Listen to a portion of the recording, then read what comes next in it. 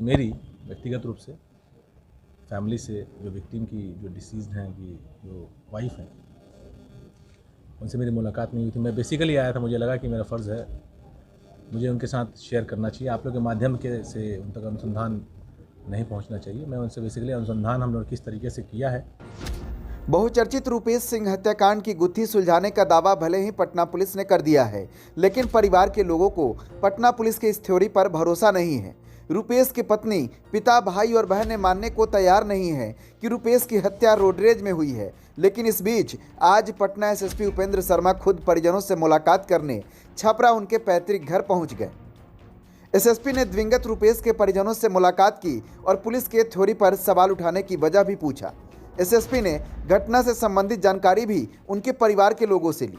SSP 2 घंटे तक रूपेश के पैतृक घर छपरा के संवरी में रहे, साथ ही रूपेश की पत्नी को सुरक्षा गार्ड भी मुहैया करवाया। आप परिवार से आप मिले हैं रूपेश सिंह के, क्या उनके तरफ से आपने बातें की? देखिए, पिछले महीने एक बहुत चर्चित हत्याकांड हुआ था और पूरे बिहार के लिए बहुत ही संवेदनशील घटना थी और इसको बहुत ही वरीय लेवल से इसको मॉनिटर किया जा रहा था। मैं भी इस अनुसंधान का एक इंटीग्रल पार्ट रहा हूँ। 3 तारीख को हम लोगों ने घटना के संबंध में एक डिटेल्ड पीसी की थी, जो कि आप लोगों को ज्ञात होगा, और हम लोग इसमें सफलतापूर्वक इस केस को उद्भेदन करने में अब तक सफल रहे हैं। जो एक्चुअल अपराधकर्मी है जिसके द्वारा गोली चलाई गई है, हम लोग के अनुसंधान में जो साक्ष्य आए हैं उस आधार पर उसको हम लोगों ने हिरासत में लिया है और उसको जुडिशियल कस्टडी में भेजा है। आगे की प्रक्रिया चल रही है।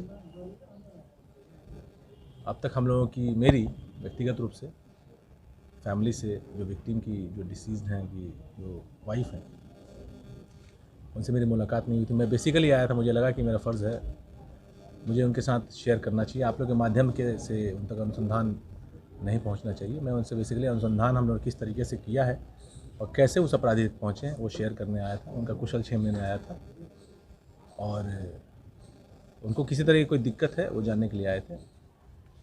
वर्तमान में चूँकि अभी वो लोग वहाँ नहीं हैं पटना में, तो अभी हम लोग इनको आज से ही इनको हम एक बॉडीगार्ड भी दे रहे हैं, जो कि एक बेयर मिनिमम रिक्वायरमेंट भी है। और हालांकि बेसिक जो आज का आने का प्रयोजन था वो था कि जो इन्वेस्टिगेशन हुआ है वो परिजनों से, जो फर्स्ट रिस्पॉन्डर्स इस केस के हैं, जो सबसे बड़े स्टेक होल्डर्स इस केस के हैं, उनके साथ शेयर किया जाए और उनको सारी चीज़ें पारदर्शिता से बताई जाए। ये उद्देश्य था।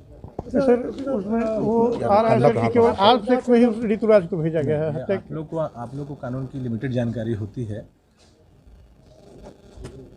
जब कोई गैरकानूनी काम होगा तब तक FIR होगा। जब ऋतुराज पकड़ाया है तो ऋतुराज के पास से एक अवैध आर्म्स बरामद हुआ, तो उस संबंध में भी एक FIR होगा। लॉजिकल है, इसलिए उस केस में वो जेल गया है। हालांकि पकड़ाया वो मर्डर केस में है, तो एक केस से दूसरे केस में वो रिमांड हो जाएगा, ऑन रिकॉर्ड पे आ जाएगा। एक प्रक्रिया की बात है सर। लेकिन रोडरेज जैसी छोटी सी घटना पे हत्या जैसा बड़ा जघन्य, मैंने इस संबंध में एक डिटेल्ड पीसी की है। आप लोग के चैनल्स पे वो चला होगा। कर रहे हैं परिजन कि हम संतुष्ट नहीं है इस जांच से। इस पे मेरी कोई टिप्पणी नहीं है। मैंने आपको बताया, मेरे आने का प्रयोजन बहुत स्पष्ट था। मैं क्यों यहाँ पे आया था। जब मेरे पास कुछ नहीं था परिवार को बताने के लिए, तब मैं नहीं मिला उनसे। जब मेरे पास कुछ है तो स्पष्टता से, पारदर्शिता से उनके साथ शेयर करने आया था। क्योंकि आपको बता दें कि पटना पुलिस ने 2 दिन पहले ही रूपेश सिंह हत्याकांड का खुलासा किया था। पुलिस ने दावा किया था कि रूपेश की हत्या रोडरेज की घटना को लेकर की गई। पटना के एसएसपी ने दावा किया कि उन्होंने मुख्य आरोपी ऋतुराज को अरेस्ट कर लिया है। हालांकि पटना पुलिस का दावा परिवार वालों को हजम नहीं हो रहा है। रूपेश के परिजनों को पटना पुलिस के दावे झूठे लग रहे हैं। पुलिस के खुलासे पर उनके भाई, उनके पिता, बहन और उनकी पत्नी ने कई सवाल खड़े किए हैं। छपरा से पन्नालाल कुमार के साथ today Bihar news bureau, Patna.